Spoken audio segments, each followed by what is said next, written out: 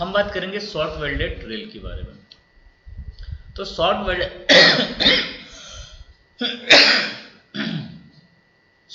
Rail, तो SWR का full form होता है short welded rail. Is a welded rail which the contract and expands throughout its length. Simple सी चीज, पहली लाइन में उसने बोल दिया कि ये SWR वह लेंथ होता है जिसमें एक्सपेंशन भी होगा और कंस्ट्रक्शन भी होगा। और कहाँ होगा भैया? पूरी लाइन में। जितना लंबा मेरा SWR होगा उस पूरी की पूरी लाइन में एक्सपेंशन भी होगा और कंस्ट्रक्शन भी होगा। उसी को हम क्या कहेंगे? SWR क्या करता है? सिंपली कंस्ट्रक्शन और आपका एक्सपेंशन दोनों को अलाउ करता है। एक्सपेंशन मतलब उसका टेम्परेचर बढ़ेगा तो फैलेगी, ठीक है। कंस्ट्रक्शन मतलब उसका सुकड़ना, दोनों को अलाउ करता है कौन? अपना SWR फुल लेंथ में। Normally the length of SWR 3 into 13 metre for broad gauge. मतलब मोस्टली हम बात करते हैं कि जो मेरे SWR की जो मिनिमम लेंथ होती है वो होती है 3 रेल ब्रॉड गेज में। ब्रॉड गेज में हमारी जो रेल आती है उसकी लंबाई क्या रहती है? 13 मीटर। 13 into 3 कर देंगे, 13 दिया 39। तो मतलब जो हमारा मिनिमम जो SWR होगा ब्रॉड गेज की कंडीशन वो कितना हो जाएगा? 39 मीटर। लेकिन यही अगर मैं मीटर गेज और नैरो गेज की बात करूंगा तो उसमें भी 3 रेल हैं, लेकिन उसकी रेल की लेंथ होती है 12 मीटर की। उसकी रेल की लेंथ कितनी हो जाएगी? 12 मीटर। तो यही अगर मैं अदर की केस कर लूँ, मीटर गेज या फिर नैरो गेज, तो उसमें जो मेरी रेल रहेगी वो जो मेरा SWR की लेंथ होगी वो कितनी होगी? 36 मीटर। 12 या 36 मीटर। तो हम नॉर्मली ब्रॉड गेज यूज करते हैं। ब्रॉड गेज के लिए हमारी मिनिमम कितनी होगी? 13 into 3 होगी 39 metre. SWR shall be laid generally on the stable and efficiency drained formation। हमेशा SWR ऐसी जगह बिछाना है जहां पर हमारा जनरली कैसा होना चाहिए, जो हमारा उसको फाउंडेशन फॉर्मेशन जो होनी चाहिए वो प्रॉपर ड्रेन होनी चाहिए। मतलब उसमें ड्रेनेज बनी होनी चाहिए, वहाँ पर पानी रुकना नहीं चाहिए, पानी स्मूथली वहाँ से निकल जाना चाहिए। ऐसी जगह हमको SWR बिछाना चाहिए, क्योंकि पानी वहाँ पर स्टेबल होगा, फ्री जॉइंट रहेंगे, पंपिंग जोन बनेगी, बहुत सारी दिक्कतों का सामना करना पड़ सकता है। 100 mm extra width for the shoulder ballast over and the above the standard ballast section on the tangent track shall be the provide the outside of curve up to the 875 meter radius। Normal condition में अगर मेरा curve कहाँ तक बन रहा है? Up to 875 metre radius तक मेरा कर्व बन रहा है, तो जो उसका स्टैंडर्ड क्राइटेरिया है शोल्डर बैलास्ट का, उस शोल्डर बैलास्ट के स्टैंडर्ड क्राइटेरिया में हम 100 mm क्या कर देते हैं? एक्स्ट्रा विड्थ को हम बढ़ा देते हैं जब हम SWR बनाएंगे नॉर्मल केस में, ठीक है। इन case of sharp curve extra width of the 150 mm। अगर हमारा कर्व कैसा है? शार्प है। अगर शार्प कर्व है तो उसकी विड्थ को, जो शोल्डर बैलास्ट की जो विड्थ है उसको हम 150 mm प्रोवाइड करते हैं। लेकिन कंडीशन ये है कि इन केस ऑफ 60 kg पर metre rail LWR profile shall be adopted. अगर हमने LWR का ट्रैक अडॉप्ट किया, जो प्रोफाइल जो हमारी होनी चाहिए वो 60 kg की रेल की यूज कर रहे हैं, और जो प्रोफाइल बनी है जो मेरी LWR की, जो हम लोगों ने पढ़ा है सिंगल लाइन के लिए 78-50, जो उसकी जो फॉर्मेशन अगर वो है, तो फिर हमको एक्स्ट्रा कुछ अडॉप्ट करने की आवश्यकता नहीं है। अगर हम नॉर्मल ट्रैक बनाए हैं प्लेन के लिए तो हम अडॉप्ट करेंगे, लेकिन LWR का ही हमारा ट्रैक है तो उसमें कोई हमको एक्स्ट्रा शोल्डर बैलास्ट की विड्थ लेने की आवश्यकता नहीं है। बात करेंगे कंडीशन ऑफ लेइंग, ठीक है। सबसे पहले अलाइनमेंट मतलब कर्व। SWR में कितना अलाइनमेंट परमिसिबल है उस पर चर्चा करेंगे। SWR on PSC sleeper shall not be laid on curve sharp than 140 meter radius। किसी भी कंडीशन में SWR हम वहां प्रोवाइड नहीं करेंगे जहां पर जो कर्व होगा 440 रेडियस से कम होगा। ऐसी जगह पे हम SWR प्रोवाइड नहीं करेंगे जहां पर जो रेडियस है, मतलब त्रिज्या होगी, कर्व की त्रिज्या 440 मीटर से कैसी हो? कम हो। मतलब अगर मैं इसको डिग्री में बात करूं तो ऐसी जगह हम SWR प्रोवाइड नहीं करेंगे जो 4 डिग्री से ज़्यादा का कर्व बनाता। जहाँ पे 4 डिग्री से ज़्यादा का कर्व हो वहाँ पे भी हम SWR प्रोवाइड नहीं करेंगे। LWR की भी यही कंडीशन होती है, जब LWR पढ़ेंगे तो भी उसकी भी एक सिमिलर कंडीशन रहती है। तो यहाँ पर सिंपल सी बात है, 4 डिग्री से ज़्यादा के कर्व में हम SWR नहीं बिछाएंगे, या 440 मीटर से कम रेडियस वाले कर्व में हम SWR नहीं बिछाएंगे। Existing SWR lead and sharp curve may be however be the allowed it to the continue if there is no difficulty experienced in the maintaining these length. Chief track engineer approval should be taken such case. ठीक है, पहली condition तो यदि मेरा 440 metre से कम radius का curve है या 4 डिग्री से ज़्यादा का यदि कर्व है तो मुझे SWR प्रोवाइड नहीं करना है। लेकिन अगर वही बात आ गई, चीफ ट्रैक इंजीनियर साहब को लगता है कि नहीं यहाँ पे मुझे कोई दिक्कत नहीं होगी, कोई डिफिकल्टी नहीं होगी, तो ऐसी जगहों पे भी हम जिसकी 440 रेडियस कम है या 4 डिग्री से ज़्यादा है वहाँ पर भी हम क्या कर सकते हैं, SWR प्रोवाइड कर सकते हैं, लेकिन किसके कहने पर, चीफ ट्रैक इंजीनियर साहब के अप्रूवल के बाद। Junction with the insulated joint and pointed crossing. ठीक है, अब हम बात करेंगे कि भैया जो इंसुलेटेड जॉइंट होता है, जंक्शन होता है पॉइंट एंड क्रॉसिंग का, वहां पर क्या कंडीशन आएगी। SWR butting against the insulated joint heel of crossing and stock rail joint shall be the anchored from length of 39 metre approach efficiency to the arrest creep in the other condition. Simple सी बात है, कोई भी अगर मेरा point and crossing है, कोई भी मेरा पॉइंट एंड क्रॉसिंग है, तो पॉइंट एंड क्रॉसिंग का जो फ्री जॉइंट होता है बोथ साइड, यदि मैं फ्रंट साइड में बात करूंगा तो फ्री जॉइंट SRJ होता है, स्टॉक रेल जॉइंट होता है। बैक साइड की बात करूंगा तो हील ऑफ क्रॉसिंग होता है, क्रॉसिंग का पीछे वाला जो क्रॉसिंग रहेगा उसको बोलते हैं हील ऑफ क्रॉसिंग, HOC। तो हमारा जो भी रहेगा, चाहे वो हमारा स्टॉक रेल जॉइंट हो, SRJ हो या हील ऑफ क्रॉसिंग हो, किसी भी कंडीशन में उससे उसका डिस्टेंस 39 मीटर से कम नहीं होना चाहिए, वो 39 मीटर से ज़्यादा होना। जब भी आप SCJ बिछाओगे तो उसका जो डिस्टेंस है हम भी क्या लेते हैं, 39 मीटर से ज़्यादा लेते हैं। SWR and level crossing. अब अगर हमको किसी कंडीशन में SWR कहाँ बिछाना पड़ रहा है, लेवल क्रॉसिंग में, तो जब लेवल क्रॉसिंग में अगर बिछाएंगे तो सबसे पहली कंडीशन ये बोलता है कि अगर लेवल क्रॉसिंग पे हम क्या बिछा रहे हैं, SWR बिछा रहे हैं, तो पहली कंडीशन लेवल क्रॉसिंग के अंदर मेरा फिश प्लेटेड जॉइंट नहीं आना चाहिए। Avoided fish plated joint in level crossing. तो पहली कंडीशन ये रहेगी कि अगर हम लेवल क्रॉसिंग में SWR बिछा रहे हैं तो किसी भी कंडीशन में लेवल क्रॉसिंग के अंदर मेरा फिश प्लेटेड जॉइंट नहीं आना चाहिए।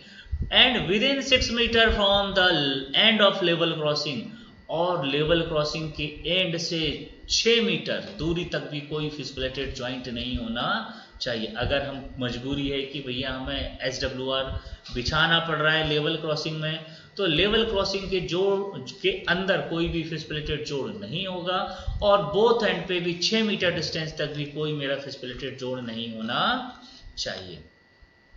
अब कंडीशन ये आ रही है कि अगर मैं कहाँ बिछा रहा हूँ भैया, SWR ब्रिज के ऊपर बिछा रहा हूँ, तो ब्रिज की कंडीशन में SWR में भी the continue over girder bridge with the unballasted deck up to 13.3 metre.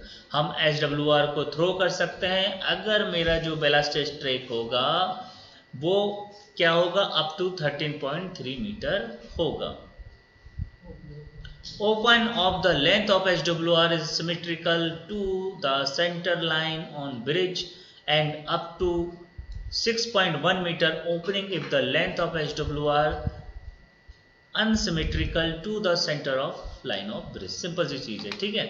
आगे, no fish plate joint should be allocated on the gutter और द 6 मीटर। वही कंडीशन जो हमारे गेट की थी वही है कि गडर ब्रिज होगा तो गडर ब्रिज की भी अप्रोच से दोनों तरफ 6 मीटर डिस्टेंस तक कोई फिश प्लेट नहीं होनी चाहिए। तो यहाँ पे दो चीजें हमने साथ में सिमिलर कर लिया कि चाहे ब्रिज हो चाहे मेरा लेवल क्रॉसिंग हो, उसके एंड से दोनों तरफ, पहली चीज तो अंदर भी नहीं होना चाहिए और बाहर भी अगर होगा तो 6 मीटर डिस्टेंस तक उस पर कोई फिश प्लेटेड जॉइंट नहीं होना चाहिए। अगर 13 मीटर से 13.3 मीटर से मेरा कैसा है, कम का है, तो उस पर ऊपर हम थ्रू SWR ले जा सकते हैं। सर ब्रिज पे तो फिश प्लेटेड वाले ही देता है। क्या 13.3 मीटर से यदि कम का है तो हम उसमें थ्रू SWR ले जा सकते हैं, ज्वाइंट देने की आवश्यकता नहीं है। और जोड़ से बोथ साइड 6 मीटर डिस्टेंस पे हमारा मतलब जो उसकी अबॉटमेंट होती है, अबॉटमेंट से 6 मीटर तक कोई मेरा फिसप्लेटेड ज्वाइंट नहीं होना चाहिए। आगे देखो और अच्छे से 26 metre long rolled rail may be laid on bridge within 1 meter long fish plate and 6 bolt joint gap of the avoided। ठीक है, अब जैसे मेरा जो ब्रिज की जो लेंथ है, ठीक है, वो 13.3 मीटर ऊपर है, तो मुझे क्या होगा, मजबूरी है फिर तो बीच में भी मुझे क्या देना पड़ेगा, फिश प्लेटेड जोड़ देना पड़ेगा।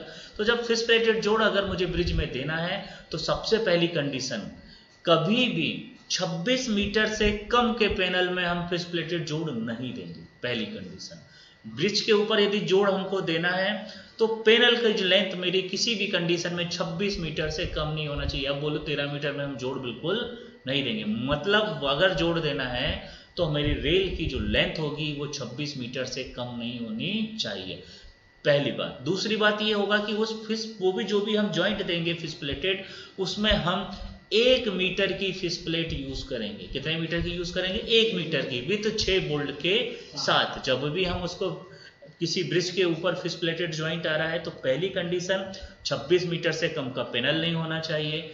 दूसरी कंडीशन हमारा उसमें 1 मीटर की हमारी लॉन्ग फिश प्लेट यूज करना है जो 6 बोल्ट के साथ होनी चाहिए।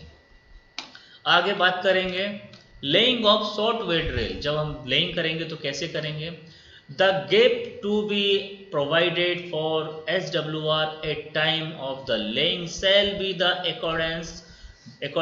according with the table जो नीचे दी गई है, इस टेबल के आधार पर dependent on the initial temperature TI and the zone of in the case of the relay।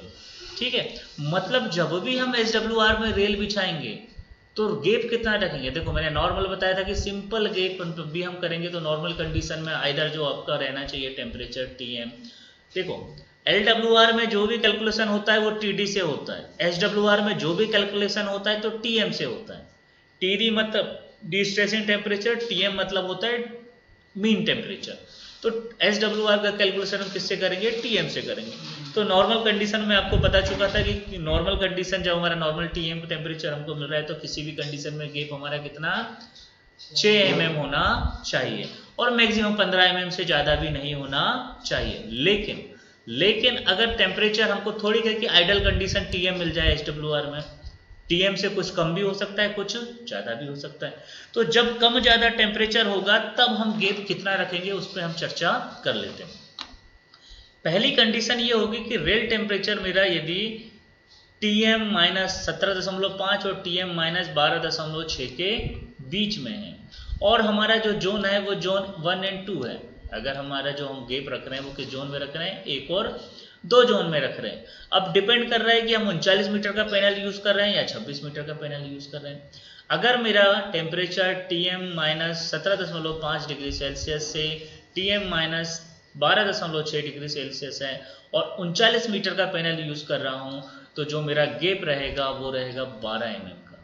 अगर 26 मीटर का पैनल यूज कर रहा हूं तो जो गैप मेरा रहेगा 10 mm का रहेगा। ठीक है, अब ये TM - 17 से मतलब ये हो जाएगा कि जो TM है मतलब मेरा कि मान लो फॉर एग्जांपल TM जो निकलता है मीन टेम्परेचर, वो आपके जो डिपो रहेगा उस डिपो का सबसे मिनिमम टेम्परेचर और सबसे मैक्सिमम टेम्परेचर दोनों को जोड़ के 2 का भाग देते हैं तो हमारा उस साल का मिनिमम औसत टेम्परेचर निकल जाता है, मतलब मीन टेम्परेचर। ऐसे 5 सालों का टेम्परेचर निकालते हैं और 5 सालों का जो मीन टेम्परेचर निकल रहा है उसका औसत निकाल लेते हैं, तो उसी को हम बोलते हैं मीन टेम्परेचर TM। मान लो आपके यहाँ का मीन टेम्परेचर 35 आया तो 35 में से आप 17.5 घटाओगे तो कितना आएगा, 17.5 आ जाएगा और 12 घटाओगे तो कितना आ जाएगा, ये लगभग आपका 5.6।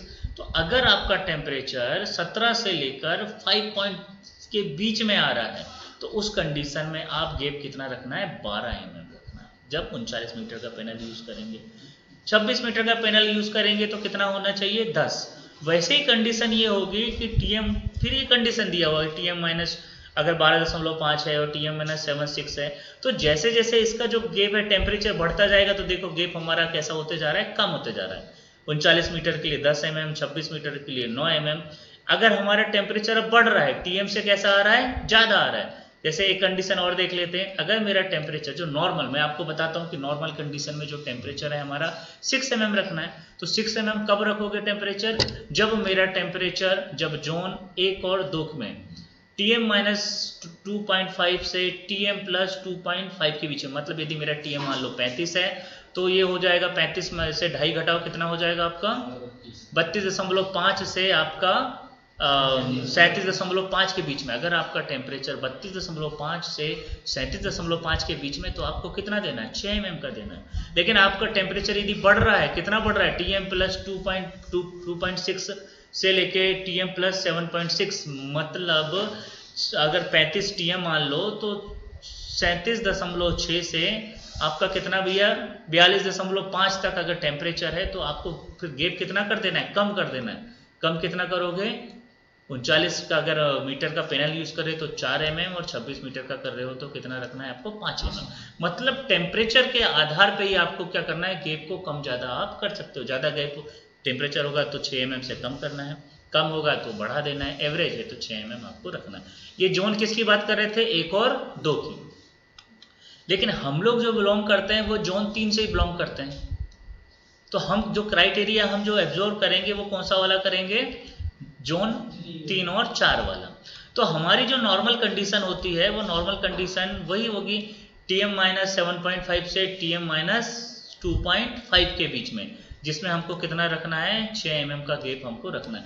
मतलब यदि हमारा मीन टेम्परेचर 35 है तो 35 में से 7.5 घटा दो तो कितना हो जाएगा, 29, लगभग 28.5 और 27.5, मतलब 28.5 से आपका 37.5, 28.5 से आपका 37 नहीं, ये भी कम हो रहा है ना, आपका 32.5, 28.5 से 32.5 तक यदि लगभग टेम्परेचर हमारा है तो बराबर गैप हम कितना रखेंगे, 6 mm। इससे कम टेम्परेचर होते जाएगा तो हमारा गैप कैसा होता बढ़ते जाएगा, और इससे टेम्परेचर यदि ज़्यादा होगा तो हमारा गैप कैसा रखेंगे, हम कम रखेंगे। तो इस टाइम टेबल के हिसाब से हम अपना SWR का गैप क्या करते हैं, मैनेज करते हैं। If the laying has to be done the outside to temperature range given the table above, or the whichever joint gap could be not be provided as per the table, adjustment of the gap shall be carried out within 2 days of the laying before of the tray।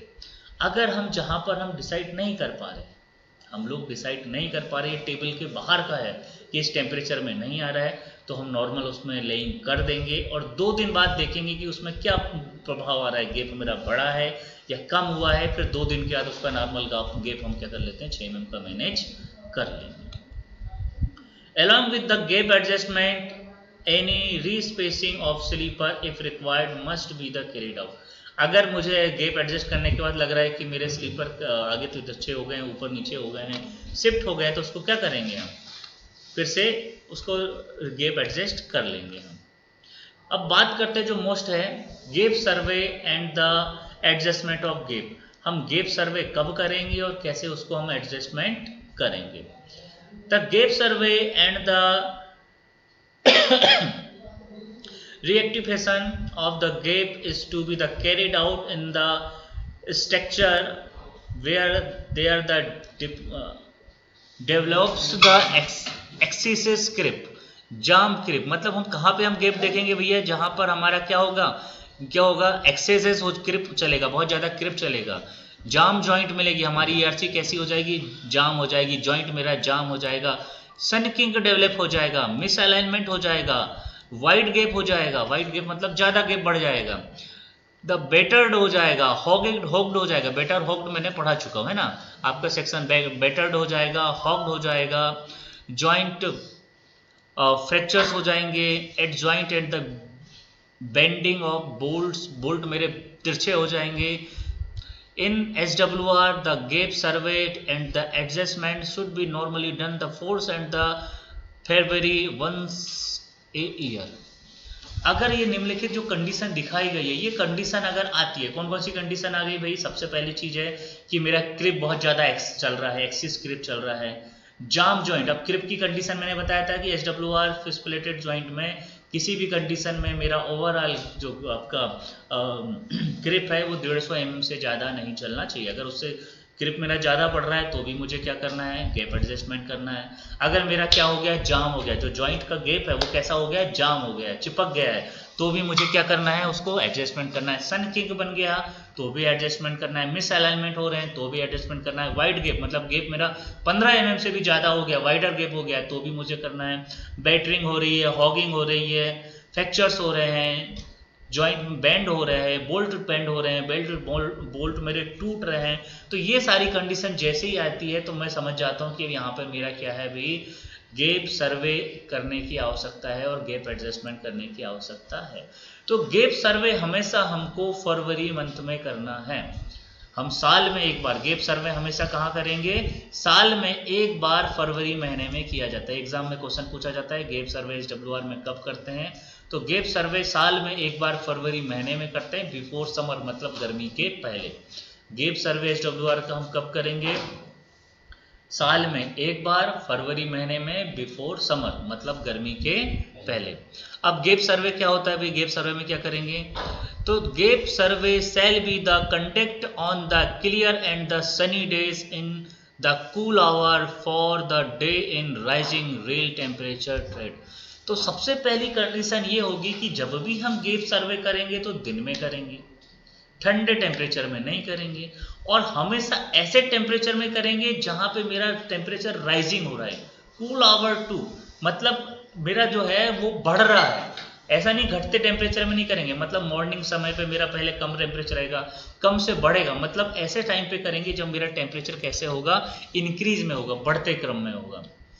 The length of our which gap survey is to be done should be the wherever possible be the divided into the suitable subsection, each bound by fixed point such as level, the crossing point and crossing etc. The survey should be the completed during as the short time as possible by employed the adequate number of parties so that the rail temperature is not likely very appreciable।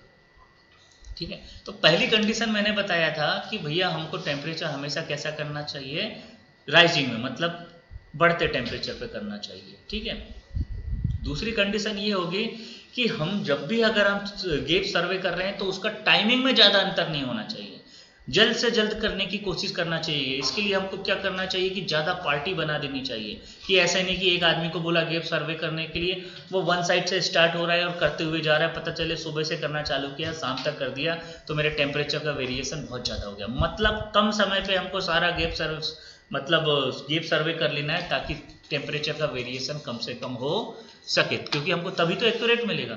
पता चले हमने यहाँ पे नाप रहे हैं, वहां नाप रहे हैं, टेम्परेचर का वेरिएशन है तो एक्यूरेसी वहां पर क्या हो जाएगी, कम हो जाएगी। The joint gap shell be the measured by the taper gauge in below below. ठीक है, हमेशा जब भी हम गैप सर्वे करेंगे तो उसका मेजरमेंट किससे करेंगे, हम टेपर गेज से करते हैं। गैप सर्वे का मेजरमेंट किससे करते हैं, टेपर गेज जो आपके सामने दिया हुआ है, देखो ये टेपर गेज है, इसकी रीडिंग हमेशा काय में आती है, mm में आती है। ठीक है, इसकी टोटल लंबाई होती है 240 मतलब 24 सेंटीमीटर का होता है, 240 mm का होता है। इसमें हम मैक्सिमम गैप 25 mm तक नाप सकते हैं। इससे हम मैक्सिमम गैप कितने mm तक नाप सकते हैं, 25 mm, और मिनिमम गैप नाप सकते हैं 25 mm। जो आपका जो टेपर गेज होता है, टेपर गेज से की जो लंबाई होती है वो 240 mm होती है। इससे मिनिमम गेज 1 mm का नाप सकते हैं और मैक्सिमम हम 25 mm का नाप सकते हैं। इसकी जो मोटाई होती है वो होती है कितनी, 6 mm की। जो ये मोटा होता है वो कितना होता है आपका, 6 mm। The recommended range of value of gap, the recommended range of the value of gap in mm during the service of various range of the rail temperature is the increase। मतलब जो नीचे एक table दी गई है इसमें आपको एक temperature range दिया हुआ है कि इस टेम्परेचर रेंज में आपको गैप सर्वे करना है। The rail temperature during gap, अगर और जब भी आप वो जो सर्वे करोगे तो उस वक्त आपका टेम्परेचर मतलब गेप कितना होना चाहिए, जितना गेप होना चाहिए उतना गेप है तो हम उसको एडजस्ट नहीं करेंगे।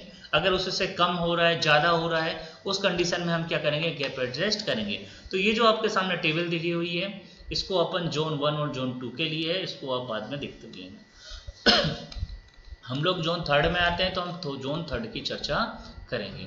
तो अगर आपका टेम्परेचर, अगर आपका जो टेम्परेचर है वो नॉर्मल कंडीशन Tm-2.4 और Tm+2.4 के बीच में है, मतलब मेरा अगर मान लिया Tm टेम्परेचर 35 है तो कितना है भाई आपका 32.6 और 37.5 के बीच में है। 32.6 और 37.5 के बीच में है।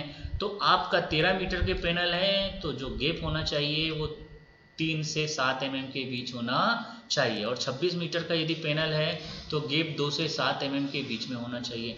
अगर ये प्रॉपर गेप मिल रहा है तो हमको गैप एडजस्टमेंट करने की कोई ज़रूरत नहीं है। लेकिन अगर इससे मुझे क्या मिल रहा है, ज़्यादा मिल रहा है, कम मिल रहा है, तो उस कंडीशन में मैं उसका क्या करूँगा, गैप एडजस्टमेंट कर लूँगा। तो ये आपका है, इसमें टेबल है, टेबल आप देख लेना, लिख लेना इसको, और कभी भी फिर इस टेबल के हिसाब से सारा आप उसको पढ़ लेना। अभी हम नॉर्मल आइडल कंडीशन में देख लिया कि नॉर्मल टेम्परेचर यदि Tm का हमारा कितना होगा 32.6 और 37.5 है, तो उसके बीच में अगर 39 मीटर का पैनल है तो 3 से 7 mm का गेप है, तो हम उसको एडजस्ट नहीं करेंगे। 26 मीटर का पैनल है तो 2 से 7 mm के बीच में गेप आ रहा है तो उसको एडजस्ट नहीं करेंगे। इससे ज़्यादा होगा तो हमको गेप एडजस्ट करना पड़ेगा। आगे अब बात करेंगे कैलकुलेशन फॉर एडजस्टमेंट। अब भैया एडजस्टमेंट के लिए हमको क्या कैलकुलेशन करना है। The average of the measurement gap is worked out for the gap survey. A. The compression, the result of the gap measurement recorded and the permissible value of gap, concerned range of gap given the above will laid on the one of the following case. अब नीचे case दिया है, देखो measurement क्या होगा, या तो हमारा गेप जो एवरेज आएगा वो तो या तो ज़्यादा आएगा या तो कम आएगा। उस कंडीशन के आधार पे जो नीचे दिया हुआ है उस हिसाब से हम उसका क्या करेंगे, एडजस्टमेंट करेंगे। पहला case, first condition, average gap is within the recommended range but some of the individual gap fall outside the range. देखो पहली कंडीशन ये होगी कि जो हमारा एवरेज, हमने पूरा नाप लिया, हमने एक टेम्परेचर में सारे गेप नाप लिया, अगर मेरा एवरेज गेप हमारी विद इन लिमिट में आ रहा है, एवरेज गेप होगा पूरा मतलब सबको, जितने भी आपने जैसे मान लो 50 जोड़ों को नापा, तो 50 जोड़ों में जो गेप आया है उन सबको जोड़ के 50 से भाग दे दोगे तो आपका क्या निकल जाएगा, एवरेज गेप निकल जाएगा। अगर एवरेज गेप हमारा कितना आया है, हमारी रेंज में आया है। हमारी रेंज मतलब क्या थी, अगर मेरा टेम्परेचर नॉर्मल आपका जो बताया था मैंने Tm यदि मेरा 35 है और हम जो नाप रहे हैं वो हम 32.6 डिग्री सेल्सियस टेम्परेचर से आपका 37.5 के बीच में नाप रहे हैं, और गेप हमारा 3 और 7 के बीच में आ रहा है, 39 मीटर के पैनल यूज हुए हैं। तो उस कंडीशन में अगर हम इस बीच में आ गया तो हमको कुछ करने की आवश्यकता नहीं है। लेकिन कुछ जो इंडिविजुअल होंगे उसका गेप बड़ा भी हो सकता है और कुछ का इंडिविजुअल का गेप कैसा हो सकता है, कम का, क्योंकि एवरेज तो निकला है लेकिन कई हमको ज्यादा मिले होंगे और कई क्या मिले होंगे, कम मिले होंगे। तो उस कंडीशन में हम क्या करेंगे वो हम बात करेंगे। तो ऐसी कंडीशन अगर मिल रही है तो एक्शन टेकन, मतलब क्या कंडीशन मिल रही है, एवरेज गेप हमारा विद इन लिमिट है लेकिन कहीं हमको ज्यादा और कहीं हमको कम मिल रहा है, उस कंडीशन में हम क्या एक्शन लेंगे।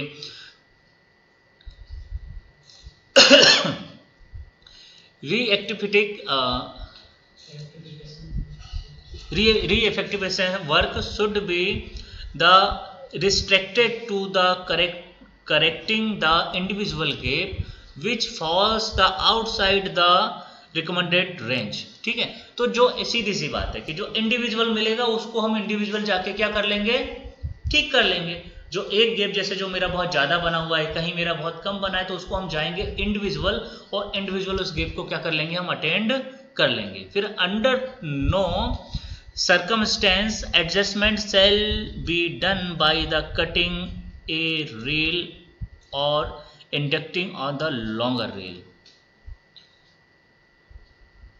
अगर इसके अंडर में नो मतलब ऐसी सर्कमफेरेंस ना आए कि हमको उसको क्या करना पड़े, रेल को कट करना पड़े, कटिंग ऑफ रेल और the introducing a longer rail. अगर ऐसी कंडीशन आ रही है कि उस रेल को मुझे क्या करना है, कट करना है, या दूसरा हमको क्या करना है, एक लंबी रेल उसको क्या करना हो, एंड करना हो। ऐसी नौबत ना आए तो हम उसको क्या करेंगे, हम उसको एडजस्ट नहीं करेंगे। अगर ऐसी नौबत आ रही है कि मुझे क्या करना पड़ रहा है, रेल को चेंज करना पड़ रहा है, तो फिर उसको हम नहीं करेंगे। बात समझ में आई ना?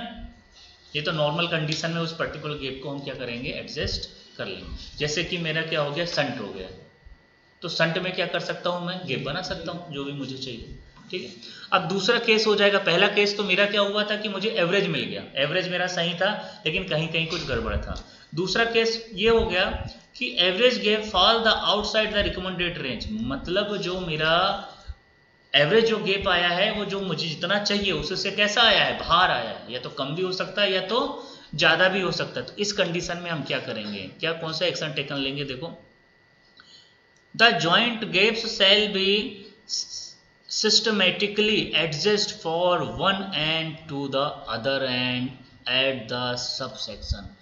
पहली कंडीशन क्या थी, एवरेज गैप मेरा सही आया था, लेकिन कहीं कहीं कुछ गड़बड़ था। तो एवरेज गैप सही आया था, तो जहां जहां गड़बड़ था उसको मैंने क्या कर लिया, एडजस्ट कर लिया। लेकिन अब दूसरी कंडीशन ऐसी आई है कि हमारा जो एवरेज गैप है वही गड़बड़ आ गया, हमारी विद इन लिमिट से या तो ज्यादा हो गया या तो कम हो गया। इस कंडीशन में हम एक तरफ से जो स्टार्ट करेंगे और सारा का सारा जो मेरा सबसेक्शन है सब का गैप क्या कर लेंगे, हम एडजस्ट कर लेंगे। मतलब वन साइड से चालू करेंगे, चाबी खोल खोल के गैप एडजस्ट कर करके, और पूरे सेक्शन का हम क्या करेंगे, गैप एडजस्ट करेंगे सब सेक्शन का। The rail shall be unfastened over the convent length the gap adjustment to be the initial laying gap and rail fastening। तो हम वही फिर सारी प्रोसेस रहेगी, सारी चाबियां फास्टनिंग को अलग करेंगे, रेल को हम जहाँ पे जरूरत होगी खिसकाने की जरूरत होगी खिसकाएंगे, आगे बढ़ाने की होगी तो आगे बढ़ाएंगे, क्रोप करने की आवश्यकता होगी तो बोल्ट काट के क्रोप कर देंगे, नई रेल डालने की आवश्यकता होगी तो नई रेल डालेंगे, और सिस्टमेटिक हम सारे के सारे सेक्शन को हम उसमें करेंगे। In the case of the introduction of the longer of sorted rail might be required। ठीक है, तो जो लॉन्गर होगी, शॉर्टेड रेल होगी, जो रिक्वायर्ड होगी, तो वो हम सब वो सिर्फ अटेंड कर लेंगे। तीसरी कंडीशन होगी कि arrange gap as well as individual gap fall within the range. ठीक है, तो अगर अब तीसरी कंडीशन ऐसी आ गई कि भैया मेरा एवरेज भी बिल्कुल सही आया है और इंडिविजुअल जितने भी गैप थे वो भी बिल्कुल कैसे आए थे, विद इन लिमिट आए थे, तो फिर कोई चेंज नहीं करेंगे, हम उसको छेड़ेंगे नहीं। तो हमने जैसे ही गैप सर्वे किया तो तीन कंडीशन निकली। पहली कंडीशन, एवरेज गैप हमारा सही आया लेकिन इंडिविजुअल गड़बड़ थी तो इंडिविजुअल ठीक करेंगे। दूसरी कंडीशन कि हमने क्या किया था कि एवरेज गैप हमारा ठीक नहीं आया था, तो एक तरफ से हम पूरा का पूरा क्या करेंगे, गैप को एडजस्ट करेंगे। तीसरी कंडीशन, एवरेज गैप भी सही आया, इंडिविजुअल भी गैप सही आया, फिर हम उसको कुछ नहीं करेंगे, जैसे का तैसा उसको हम छोड़ देंगे। मतलब हमारा जो SWR है वो सही है, मतलब उसमें कोई बदलाव नहीं करने की आवश्यकता है। Note, as far as possible the day the chosen for the rectification should be a day on which the real temperature is not likely to vary much during the reaction through। ठीक है, हम उस temperature को भी देखेंगे कि भैया जिसमें ज़्यादा क्या हो रहा है कि रिएक्शन हो रहा है, मतलब रेटिफिकेशन पीरियड, मतलब उसमें ज़्यादा मूवमेंट जिस टाइम पे हो रहा है उसको हम भी क्या करेंगे, वॉच करेंगे। Not verify as per the possible day the chosen of the, हाँ ठीक, बिल्कुल सही। हमेशा जब भी आप करेंगे तो ऐसे समय को हम चूज करेंगे जिसमें टेम्परेचर का जो वेरिएशन है वो ज़्यादा ना हो। पता चले आप काम कर रहे हैं, सुबह बहुत ही कम है और एकदम से दिन में बहुत ज़्यादा हो गई, ऐसी कंडीशन नहीं होना चाहिए। टेम्परेचर उसका कैसा होना चाहिए, एवरेज के आसपास होना चाहिए। ऐसे समय को हमको चूज करना है और उसी वक्त हमको गैप एडजस्ट करना है। आगे फिर ये इंपॉर्टेंट है ना एग्जाम की दृष्टि से भी, और ये हमारे काम के हिसाब से भी हमको पता होना चाहिए। Maintenance of short welded rail, मतलब यदि शॉर्ट वेल्डेड रेल है तो शॉर्ट वेल्डेड रेल में हम मेंटेनेंस अब कैसे करेंगे। देखो, अब हम मेंटेनेंस करेंगे मतलब हम वहाँ पे पैकिंग करते हैं, लोअरिंग करते हैं, लिफ्टिंग करते हैं, ट्रैक को अलाइनमेंट चलाते हैं, स्लू चलाते हैं, स्लीपर डालते हैं, TSR करते हैं, TRR करते हैं, हम बहुत सारे मेंटेनेंस के काम करते हैं ट्रैक में। तो अगर मेरा SWR सेक्शन है तो हम कब किस कंडीशन में कौन से काम करेंगे उस पर हम चर्चा कर लेते हैं। The regular maintenance of operation, मतलब आप रेगुलर जो भी मेंटेनेंस का काम करेंगे वो कैसा होना चाहिए। Regular track maintenance operation like the packing, lifting, alignment, local adjustment, curves, screening of ballast other than deep screening and the scattered removal of sleeper may be carried out without restriction when the rail temperature is below Tm plus 25 in case of zone first and second, Tm plus 20 centigrade in the zone of third and fourth. ठीक है, इन चीज को आप समझ लो। Regular maintenance का काम, regular maintenance का काम कहां पे, एसडब्ल्यूआर की बात हो रही है। तो एसडब्ल्यूआर में रेगुलर मेंटेनेंस का काम, जैसे रेगुलर मेंटेनेंस में आप क्या क्या करते हो भैया, पैकिंग करते हो, लिफ्टिंग करते हो, अलाइनमेंट चलाते हो, लोकल एडजस्टमेंट करते हो, लोकल एडजस्टमेंट ऑफ कर्व करते हो, स्क्रीनिंग करते हो, छनाई करते हो बेलास्ट की, डीप स्क्रीनिंग भी करते हो, स्कैटर्ड रिन्यूअल मतलब टुकड़ों टुकड़ों में आप स्लीपर भी चेंज करते हो, रेल भी चेंज करते हो। तो ऐसा कोई भी काम आप करते हो और ये सारे के सारे काम आप कब कर, विदाउट स्पीड रिस्ट्रिक्शन से कर रहे हो। अगर ये सारे के सारे काम आप विदाउट स्पीड रिस्ट्रिक्शन से कर रहे हो और आप यदि जोन 1 और जोन 2 में हो, तो आप ये सारे काम टेम्परेचर Tm प्लस 25 के अंडर करोगे। जब तक तापमान आपका Tm प्लस 25 के अंदर है तब तक ये सारे काम करोगे। अगर जोन आप किसमें हो, 3 और 4 में हो, जिसमें हम लोग हैं, तो उसमें आप काम कब तक करोगे, जब तक आपका temperature Tm plus 20 degree Celsius है, इसके अंदर है तो आप काम करोगे। जैसे ही इतना टेम्परेचर हो गया तो आप सारे ये सारे काम आपको नहीं करना है। तो बात समझ में आ गई, सारे काम भी बता दिया। अब जैसे फॉर एग्जांपल मान लो हमारे Tm है 35 प्लस 20 मतलब कितना हो जाएगा आपका 55। तो 55 डिग्री सेल्सियस टेम्परेचर आते तक हम ये सारे के सारे काम 45 प्लस 20 55 डिग्री होने तक हम सारे के सारे काम एसडब्ल्यूआर में कर सकते हैं। लेकिन इसका टेम्परेचर हो गया और इससे जैसे ही ज्यादा हो जाएगा तो ये सारे काम हमको क्या कर देना है, बंद कर देना है। बिना कॉशन के हम ये सारे के सारे काम हम नहीं करेंगे। However, on the curve of less than 875 meter radius in broad gauge yielding formation, the above temperature limit shall be rescheduled to Tm plus 15 degree Celsius in zone and 4th and Tm plus 10 degree zone 3rd and 4th। ठीक है, अगर condition ये आ रही है भाई, क्या condition आ रही है, नॉर्मल कंडीशन तो हमारा प्लेन ट्रैक है। क्या कंडीशन थी कि जोन 1 और 2 में अगर मेरा टेम्परेचर Tm प्लस 25 से कैसा हो जाएगा, ज्यादा हो जाएगा, तो मैं सारे मेंटेनेंस के काम बंद कर दूंगा। अगर जोन 3 और 4 की बात करेंगे तो Tm प्लस 20 हो जाएगा, सारे मेंटेनेंस के काम क्या कर दूंगा, मैं बंद कर दूंगा।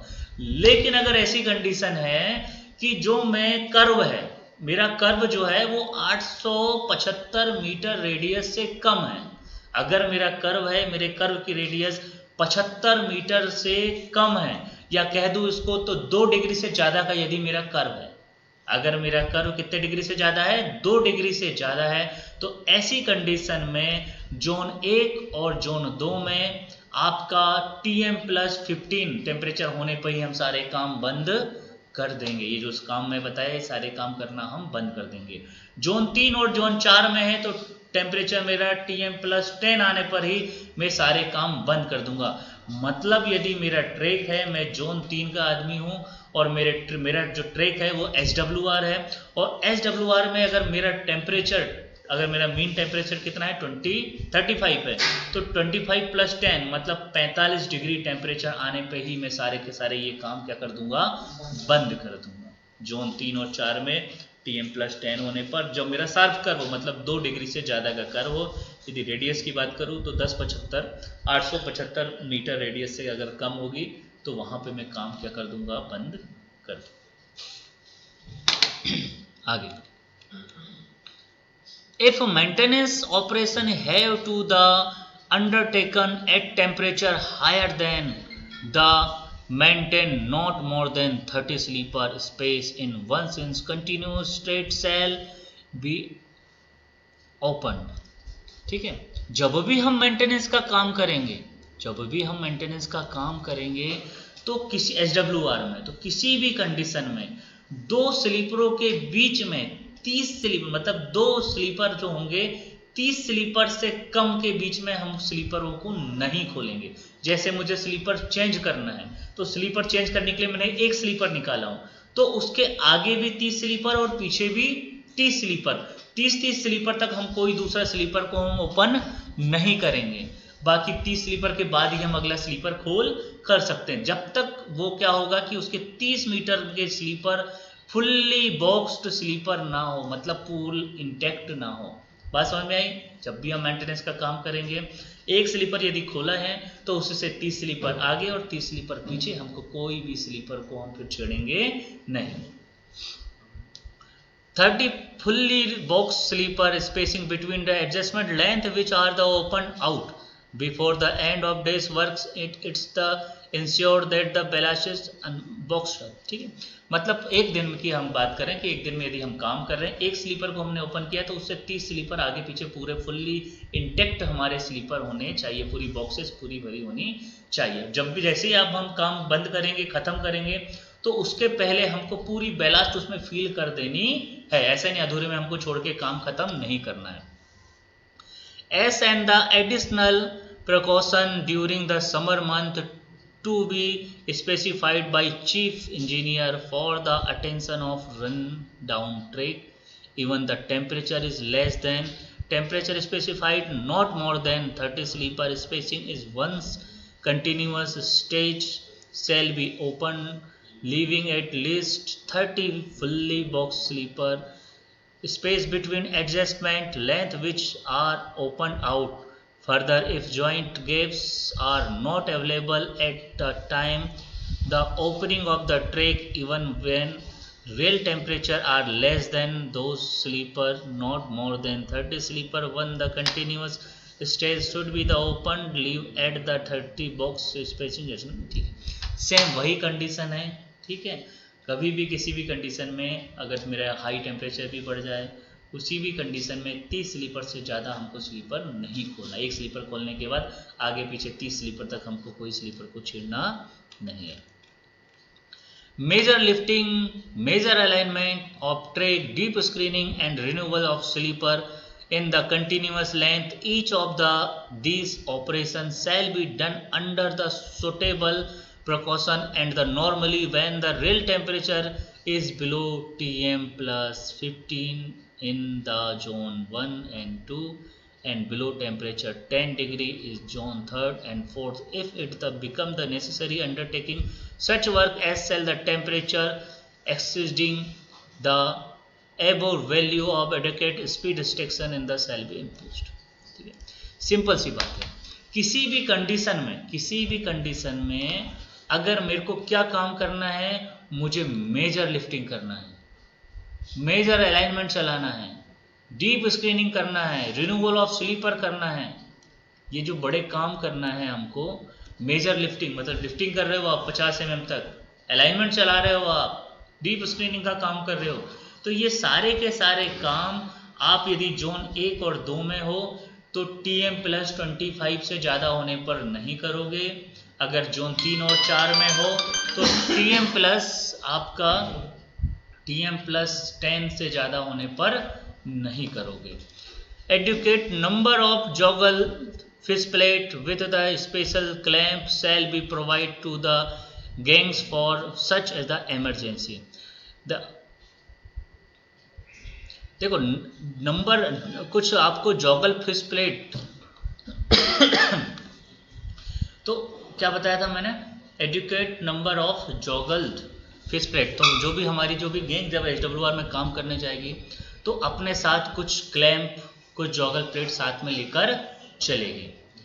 इन the case of any further in the weld और in the rail the portion of rail with fracture in cut and the removal for length of not less than 5.5 meter to carry out to the rewelding duly the inserting a rail piece of the equal length of also the ensuring that no weld is less than 4 meter on the fish plated joint। देखो simple सी condition ये है कि किसी भी condition में कोई भी दो फिश प्लेट के बीच की दूरी हमारी आपकी 5.5 मीटर से कम नहीं होनी चाहिए। कभी भी हम रेल चेंज करेंगे तो 5.5 मीटर से कम का रेल का टुकड़ा हम नहीं चेंज कर सकते हैं, ठीक है। और यदि हमारे वेल्ड है, हमने वेल्ड करके रखा, ये तो फिश प्लेट की बात हो गई कि SWR में किसी भी कंडीशन में दो फिश प्लेट के बीच की दूरी 5.5 मीटर से कम नहीं होनी चाहिए। लेकिन अगर वेल्ड है तो किसी भी कंडीशन में दो वेल्डों के बीच की दूरी 4 मीटर से कम नहीं होनी चाहिए। अगर दो वेल्ड होकर के रखे हुए हैं तो दोनों वेल्ड की दूरी 4 मीटर से कम नहीं होनी चाहिए। ये बात समझ में आई नहीं आई कि फिश प्लेट है अगर SWR में तो 5.5 मीटर से कम का गैप नहीं होना चाहिए। अगर हमने वेल्ड करके रखा है तो 4 मीटर से कम की दूरी उन वेल्डों के बीच में नहीं होना चाहिए। मतलब किसी भी कंडीशन में 4 मीटर से कम दूरी पर हम वेल्ड नहीं करेंगे। कंट्रैक्शन एंड एडजस्टमेंट ऑफ क्रिप, मतलब जो क्रिप का एडजस्टमेंट, उसका जो कंस्ट्रक्शन है, जो सुकड़न है, उसकी हम चर्चा करेंगे। The rail have the tendency to move generally in the direction of the dominate traffic. ये डेंसिटी होती है रेल की कि जो ट्रैक का जो ट्रैफिक रहेगा उस रेल के ट्रैफिक के डायरेक्शन में वो क्या करेगा, रेल बढ़ेगा या घटेगा, उसकी डेंसिटी होती है कि किस तरफ जिधर ट्रैफिक जा रहा है उसी तरफ उसका मूवमेंट होगा। It is the believe to the caused by the ironing out of ill track by the moving load augmented by braking load and by the impact of the wheel on the running of end of the rail, particularly at the times when they are in state the expansion construction। ठीक है, तो बहुत सारी condition होती है जिसके कारण हमारी रेल कैसी होती है, बढ़ती है, क्रिप चलती है, उसमें एल्ड चलती है। ठीक है, वो बहुत सारे रीज़न हो सकते हैं। ठीक है, जैसे कि अचानक ब्रेक लगना, गाड़ी के ऊपर प्रेशर मारना, बहुत सारी चीज़ें हैं जो व्हील का प्रेशर है उसके आधार पर उसमें क्रिप चलता है, जिसमें हम नीचे और अच्छे से उसको देखेंगे। Among of the travel case of the creep are, जो क्रिप चलता है उसकी निम्नलिखित जो है वजह है, उस पर देखो चर्चा कर लेते हैं। कुछ वजह है जैसे sleeper getting out of sleeper. अगर मेरा स्लीपर आउट ऑफ स्पेसिंग हो गया है तो भी हमारा क्या चलेगा, क्रिप चलेगा। डिस्टेंस ऑफ गेज, अगर मेरा गेज का क्या हो गया, डिस्टेंस हो गया, मेरा टाइट गेज हो गया या फिर मेरा क्या हो गया, आपका वाइड गेज हो गया, तो उस कंडीशन में भी मेरे क्रिप चलने के चांसेस क्या हो जाते हैं, बढ़ जाते हैं। लूजिंग ऑफ जॉइंट, यदि मेरा जॉइंट जो होगा वो लूज होगा, जब लूज होगा तो उसको नीचे प्रेशर आएगा, उसके कारण भी मेरे क्रिप क्या चलने की संभावना बढ़ जाएगी। Shearing and breaking of bolt and fish plate, अगर मेरे जो फिश प्लेट के बोल्ट है वो सीयरिंग हो गए हैं, ब्रेकिंग हो गए हैं, टूट गए हैं, बेंड हो गए हैं, मुड़ गए हैं, पतले हो गए हैं, बिल्कुल पोलियो हो जाता है ना, जब बोल्ट निकालते हो तो अंदर से बिल्कुल पतला पतला हो जाता है, इस टाइप से अगर दुबले पतले हो गए हैं तो इस कंडीशन में भी हमारा क्या होता है, क्रिप बहुत ज़्यादा चल देगा। Buckling in expanse of case, और अगर बहुत ज़्यादा एक्सटेंट केस होगा तो हमारा बकलिंग के केस भी हो सकते हैं, उसके कारण भी हमारा क्या होगा, क्रिप चलने के चांसेस हो जाते हैं। Case of creep in track, अब कौन से और केस है जिससे हमारे ट्रैक में क्या होती है, क्रिप चलती है। द फॉलोइंग, ये नीचे लिखा हुआ है, the inadequate tow load of the fastening and rail not be secured the properly to sleeper। ठीक है, जो टो लोड आ रहा है, मतलब जो उस पर रेल पे जो लोड आ रहा है वो इंडिकेट है, मतलब एक सा नहीं, यूनिफॉर्मली नहीं है, तो उस कंडीशन में भी हमारे क्या होता है, जिससे स्लीपर क्या हो जाएंगे, आपके प्रॉपरली नहीं रहेंगे। फास्टनिंग हमारी rail not square in the properly, तो हमारी जो रेल फास्टनिंग है वो प्रॉपर क्या करेगी, वर्क नहीं करेगी। Indicated ballast resistance to be the moved of sleeper due to poor और the insufficient ballast of the, अगर मेरा बैलास्ट रेजिस्टेंस सही नहीं है, बैलास्ट की प्रोफाइल मेरी पुअर है, तो उस कंडीशन में भी मेरा क्रिप चलेगा। इनइफेक्टिव और badly maintain of rail joint, आपका जो रेल का जॉइंट है वो इनइफेक्टिव हो गया है, बेडली मेंटेन है, आप प्रॉपर मेंटेन नहीं करोगे तो भी आपका क्रिप चलेगा। इम्प्रॉपर एक्सपेंशन गैप, आपका जो एक्सपेंशन गैप है वो कैसा है, इम्प्रॉपर है, तो भी आपका क्रिप चलेगा। Damage sleeper, uneven spacing of sleeper, अगर मेरा जो स्लीपर टूट गया है उसकी स्पेसिंग प्रॉपर नहीं है तो भी मेरा क्रिप चलेगा। लेक ऑफ प्रॉपर ड्रेनेज, अब हमारा पानी इकट्ठा हो रहा है, प्रॉपर ड्रेनेज नहीं है तो भी मेरा क्रिप चलेगा। इल्डिंग फॉर्मेशन, मेरी फॉर्मेशन कैसी है, इल्डिंग है तो भी मेरा क्रिप चलेगा। लूज अनइवन पैकिंग, अगर मेरी पैकिंग कैसी हो गई, लूज हो गई है, प्रॉपर नहीं है तो भी मेरा क्या चलेगा, क्रिप चलेगा। Precaution to the reduce creep, SWR में क्रिप को रिड्यूस करने के लिए क्या क्या कंडीशन है उस पर हम चर्चा कर लेते हैं। The PSC sleeper with the effective elastic fastening are the considered of the crib registered and the therefore no other crib encroach and the river, मतलब प्रॉपर फिटिंग फास्टनिंग हमारी होनी चाहिए। In case of the excessive creep of the observed on the PSC sleeper road and the condition the elastic fastening sleeper and the adequate of ballast resistance should be the examined। ठीक है, हमारे जो PSC sleeper की condition सही होनी चाहिए, उसका जो इलास्टिक फॉर्मेशन होना चाहिए, उसमें adequate ballast resistance should be the action, सब प्रॉपर होना चाहिए।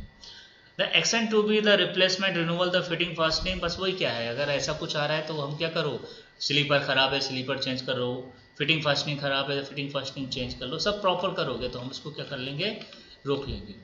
अब क्रिप रिकॉर्ड, अब जो क्रिप का रिकॉर्ड है उसको कैसे मेंटेन करेंगे वो बहुत ज़रूरी है हमारे लिए, कि हर हमारे पास क्रिप का रिकॉर्ड भी मेंटेन होना चाहिए।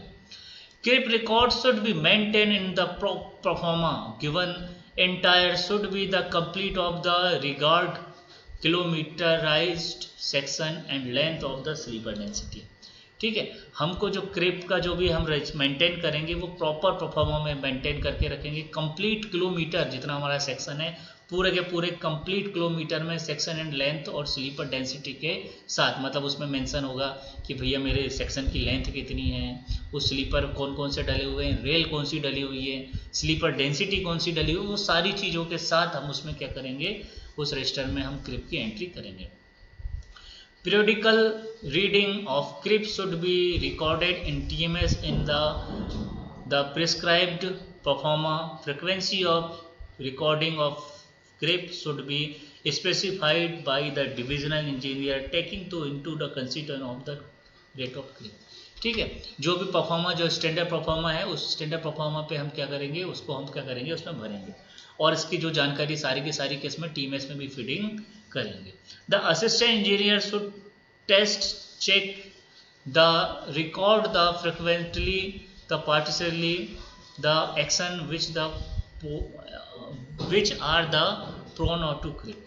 ठीक है, जो असिस्टेंट इंजीनियर जो रहेंगे, AN साहब रहेंगे, वो ऐसे एरिया में क्या करेंगे कि उसको टेस्ट चेक करेंगे, जो भी आप जैसे आप चेक करके जो चीज PWI ने जो भी आपका क्रिप रजिस्टर ऐड भरा है, जो भी चीज़ है, तो उसको क्रॉस चेक करने की जवाबदारी किसकी होगी, AN साहब की रहेगी। क्रिप इंडिकेटर पोस्ट, हम क्या करेंगे, हर जगह क्रिप इंडिकेटर पोस्ट लगाएंगे ताकि हमें पता चले कि हमारा क्रिप चल रहा है या नहीं चल रहा है। तो क्रिप को इंडिकेट करने के लिए क्रिप इंडिकेटर हम लगाएंगे। Creep indicator post square to be the track should be the erected on the either side on the track of the says suitable interval not more than the 1 kilometer। क्रिप जो हमारी post रहेगी वो दोनों तरफ क्रिप post लगाई जाती है, लेकिन इसके डिस्टेंस किसी भी कंडीशन में 1 किलोमीटर से ज़्यादा नहीं होने चाहिए। मतलब मैक्सिमम दूरी क्रिप पोस्ट की कितनी होगी, 1 मीटर। 1 किलोमीटर से कम दूरी पर ही हम क्या लगाएंगे, क्रिप पोस्ट लगाएंगे। This may be the unserviceable rail post with the chisel mark square in adjoint. जो अनसर्विसेबल रेल रहेगी उसके ऊपर एक चीजल मार्क करेंगे सीधा और उसको रख देंगे। आप LWR में भी यही करते हैं, LWR नापते हैं तो क्रिप पोस्ट लगाते हैं ना, सेम उसी कंडीशन में हम उसको क्या करेंगे, ऊपर चीजल मार्क कर देंगे और 2 रेल हम उसमें लगा देंगे। The top of the post should not be above 25 mm, rail above rail level under amount. हाँ, किसी भी कंडीशन में जब भी हम रेल पोस्ट लगाएंगे तो उसकी हाइट हमारी रेल लेवल से 25 mm से ज़्यादा, मतलब कम नहीं होनी चाहिए, क्योंकि उससे ज़्यादा हो जाएगी 25 mm से तो हमारी जो डोरी हम लगाओगे तो वो क्या होगी, लटक जाएगी। जब डोरी लटक जाएगी तो रीडिंग हमारी सही नहीं आ पाएगी, हम सही पढ़ नहीं पाएंगे। अब आगे है द परमिसिबल अमाउंट ऑफ क्रिप, मतलब SWR में कितना क्रिप परमिसिबल है, तो ये बता चुका हूं मैं। The creep in excess of the 150 mm shall not be permit, मतलब 150 mm तक हमारा क्रिप परमिसिबल है, इससे ज़्यादा क्रिप परमिसिबल नहीं है। एडजस्टमेंट ऑफ क्रिप, आप क्रिप का एडजस्टमेंट कैसे करेंगे भाई? The adjustment of crib should be the carried out in the following manner, निम्नलिखित फॉलोइंग मैनर में हम क्रिप को क्या करेंगे? एडजस्ट करेंगे। It is the good practice to adjust creep before the commencement of the summer. It is the desirable pull book rail during the cool hour on the day। ठीक है, simple सी चीज़ है कि गर्मी के पहले हम उसको क्रिप को क्या कर लेना चाहिए? एडजस्ट करना चाहिए। हमेशा क्या कर लेंगे हम उसको? ठंडे मौसम में हम क्या कर सकते हैं? उसको पुल कर सकते हैं। क्या है, क्यों करना चाहिए भैया समर के पहले? क्यों ठंडे समय में कर लेना चाहिए? क्योंकि रेल को खींचना आसान है। रेल ट्रेन से हम क्या कर सकते हैं? खींच सकते हैं, लेकिन ढकेल नहीं सकते, पुल नहीं कर सकते, मतलब पुश नहीं कर सकते। तो पुल करना इजी है, इसलिए हमको इसे ठंडे मौसम में कर लेना चाहिए।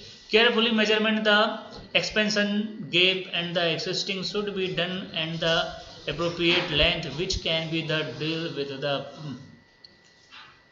सारे के जितने भी गैप है वो सबको क्या करना चाहिए? प्रॉपर एडजस्ट करना चाहिए, रनिंग एंड कर लेना चाहिए। ये सारी की सारी चीज़ें आप लोग एडजस्ट कर लेंगे, ठीक है।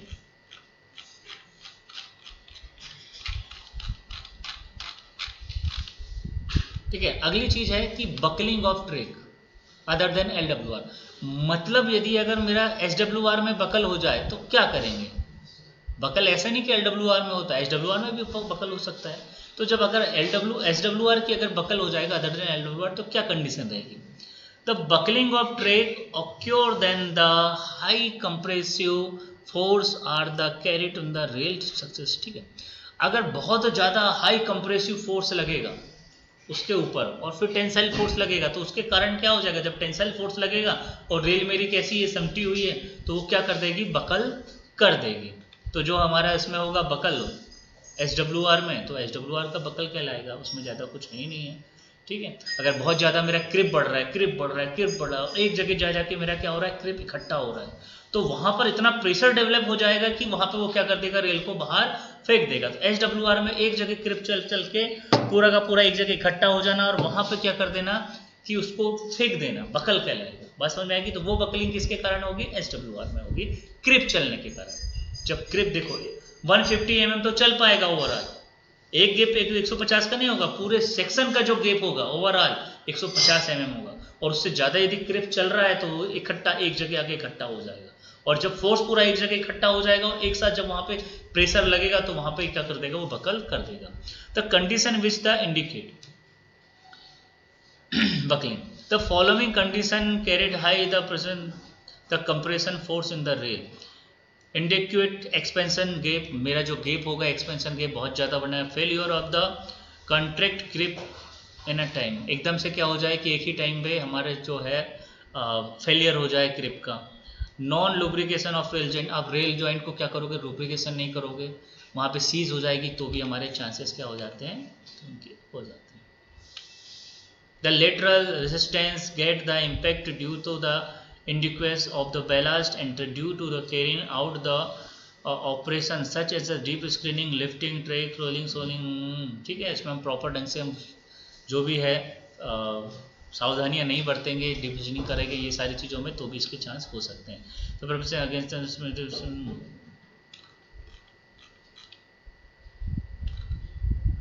ठीक है, तो ये सारी कंडीशन, बहुत सारी कंडीशन है, उसके कारण से हमारी क्या हो जाती है? बकलिंग हो जाएगी। द ऑपरेशन, अगर आप क्या देख रहे हो कि भैया in should the seen that, आप ये देखोगे तो क्या करोगे? Operation which the impair the lateral resistance of the track not the carried of the when rail temperature is high. ठीक है, the greasing fish plate done before hot weather, जब भी गर्मी आने वाली हो रही है उसके पहले हमको क्या करना चाहिए? ग्रीसिंग करना चाहिए। Adequate shoulder ballast should be provide all place, जहाँ पे भी सारे के सारे प्लेस हैं वहाँ पे मुड्डे पे शोल्डर बेलाज प्रोवाइड कर देनी चाहिए। Adequate the precaution of taken the reduce creep, reduce creep, creep को कम करने के लिए जो जो सावधानी हमको लेना चाहिए वो सावधानियाँ लेनी चाहिए। The joint gap survey in done the SWR and adjacent before the joint survey हमको SWR का करते रहना चाहिए. Similarly in case of the rail track joint gap should be adjust. अगर हमारा gap अगर बढ़ रहा है तो उसको क्या करना चाहिए, हमको adjust कर लेना चाहिए. Over tightening fist bolt avoided but the should the responsible the tight. हमको ज़्यादा टाइट ओवर टाइट बोल्ट को भी क्या करना चाहिए, परहेज करना चाहिए. ऐसा नहीं कि बोल्ट को हमने बहुत ज़्यादा टाइट कर दिया, उससे भी हमको बचना चाहिए. और कम टाइट भी हमको नहीं रखना है, मतलब जितना हमको टाइट करने की आवश्यकता है उतना ही हमको बोल्ट को क्या करना है, टाइट करना है.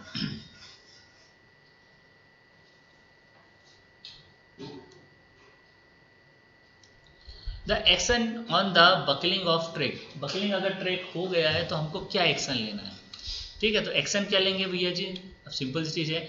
If the buckling does the occur the appear the imminent the track should be protect immediately. मतलब सिंपल सी चीज़ है कि जैसे अगर बकल होगा तो क्या करेंगे, हम प्रोटेक्शन करेंगे. तो हैंड सिग्नल लेके वो दौड़ेंगे, दौड़ के हम डेटोनेटर लगाएंगे. 600 मीटर पे एक लगाएंगे, 1200 मीटर पे दूसरा लगाएंगे. जैसे नॉर्मल प्रोटेक्शन करते हैं, 1200 मीटर पे जो फटाका लगेगा उससे आपका 45 मीटर दूर जाके झंडी लेके खड़े हो जाएंगे, गाड़ी को रोकने की कोशिश करेंगे. ठीक है. The buckle rail should be properly the cut advocate aport not less than 6 metre. ठीक है, जब भी बकल जो भी ट्रैक रहेगा उसमें जब कट करोगे तो 6.5 मीटर से कम का टुकड़ा नहीं होना चाहिए. और चेंज भी करोगे तो रेल भी 6.5 मीटर से कम की रेल उसमें नहीं डलनी चाहिए. The track sell then the slow and correct alignment. हाँ, जब भी अगर बकल हो गया है तो हमको क्या करना है, कट होने के पहले उसको स्लो चलाना, अलाइनमेंट चलाना, लिफ्टिंग, ये सब कुछ हमको नहीं करना है. सिंपल जाके उसको क्या करना है, गेज कट ला के उसको कट करके अलग कर देना है. The cut rail then the open the fish plate screw the. ठीक है, उसके बाद उसको रेल को हमको क्या कर देना है, सिंपल सी चीज़ है कि भैया हमने 6.5 मीटर का एक टुकड़ा निकाला, गेज कट से कट कर दिया, उस रेल को बाहर फेंक दिया, स्लीपर को लेवल मिला दिया, 6.5 मीटर से ज़्यादा का रेल का टुकड़ा उसमें रख दिया, फिश प्लेट से बांध दिया, और जरूरत पड़ेगी तो उसके बाद हम उसको क्या कर देना है, वेल्ड कर देना. ये सारी की सारी हम उसमें हम जो है वो मेंटेन करने के लिए उसको करते हैं. अब एक लास्ट चीज बची है अपनी कि अब जो मेरा SWR है, SWR the conversion of the SWR to LWR. तो कन्वर्जन के केस में क्या होगा, जब SWR को LWR पर लेंगे, wherever condition the permit conversion of SWR into LWR should be consider the following education. मतलब निम्नलिखित चीज़ों को हम उसमें ध्यान रखेंगे और उसको हम क्या कर सकते हैं, SWR टू LWR कंसीडर कर सकते हैं. The anticipated reschedule life of rail shall be at least 10 year. हम उसी ट्रैक को SWR से LWR में कन्वर्ट करेंगे जिस ट्रैक की कम से कम 10 साल की लाइफ बची. उसी ट्रैक को हम SWR से LWR में कन्वर्ट करेंगे जिसकी कम से कम 10 साल की लाइफ बची हो. The rail shall be tested ultrasonic and all defective rail placed before the conversion in LWR. जितनी भी हम ट्रैक को जिसको हमको SWR से LWR में कन्वर्ट करना है उसको पूरे के पूरे ट्रैक को USFD के द्वारा अल्ट्रासोनिक जो होगा मशीन द्वारा उसको क्या करेंगे, टेस्ट करेंगे, और जो डिफेक्टिव रेल होगी उसको हमको बदलने के पहले ही क्या कर देना है, चेंज कर देना है. तीसरी condition, rail end which are the होगेग बेटर और in the history the cracks in bolt hole region shall be cropped before the conversion LWR. अगर हमारे सेक्शन में कहीं हॉगिंग हुई है, बैटरिंग हुई है, तो उसको हम पहले से ही क्रॉप करके निकाल लेंगे. कोई होल में क्रैक है, कोई होल हमारा पहले से खराब पड़ा हुआ है, तो ऐसे को हम पहले से ही क्या करेंगे, क्रॉप करके बाहर निकाल देंगे. उसके बाद ही SWR को LWR में क्रॉप करेंगे. तो ये हमने अभी पढ़ लिया SWR. तो इसमें जो काम की चीज़ है, जो याद रखने वाली बात है, वो ये है कि जो SWR में क्रिप मेरा 150 mm से ज़्यादा नहीं चलना चाहिए. दूसरी चीज़, जब भी हमारा जो SWR रहेगा तो SWR में जो मेंटेनेंस का जो क्राइटेरिया रहता है वो आपका जोन 1 और जोन 2 में TM+25 होता है, जोन 3 और जोन 4 में TM+20 होता है. जो हैवी वर्क होते हैं, डीप स्क्रीनिंग मतलब आपका लिफ्टिंग वर्क हो, मेजर लिफ्टिंग, मेजर लोअरिंग, ऐसे जो भी मेजर काम होंगे उसके लिए जो कंडीशन क्राइटेरिया रहेगा वो नॉर्मल कंडीशन अगर मेरा जोन 1 और जोन 2 है तो TM+15 होता है। जोन 3 और जोन 4 में कितना हुआ, TM+10। मतलब TM+10 के बाद हम अपनी बताएं तो हम उसमें कोई काम नहीं करेंगे, मेजर वर्क नहीं करेंगे। माइनर वर्क कब तक करेंगे, TM+20 तक। जोन हम 3 के हैं तो जोन 3 के हिसाब से हमेशा याद रखो। SWR में ट्रैक मेंटेनेंस का क्राइटेरिया रहेगा कि TM+25 से ज़्यादा हमको हल्के फुल्के काम भी नहीं करना है, हल्के फुल्के काम करना है। TM+25 टेम्परेचर तक हल्के फुल्के जो काम है वो करेंगे, ठीक है। उसके जैसे ही टेम्परेचर हमारा,